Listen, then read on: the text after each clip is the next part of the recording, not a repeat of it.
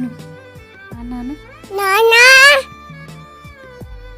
నాన్న నాన్న అంటే ఎప్పుడు మన ఎంబడి నడిపిస్తూ మన కోసం స్ట్రగుల్ చేసే పర్సనే నాన్న.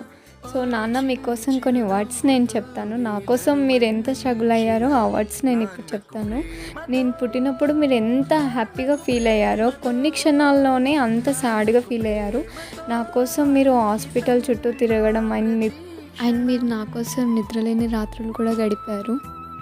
అండ్ మీరు నా ప్రతి మూమెంట్స్ని ఎంజాయ్ చేస్తున్నారు నాన్న. ఇప్పటికీ నా మూమెంట్స్ని ఎంజాయ్ చేస్తూనే ఉన్నారు.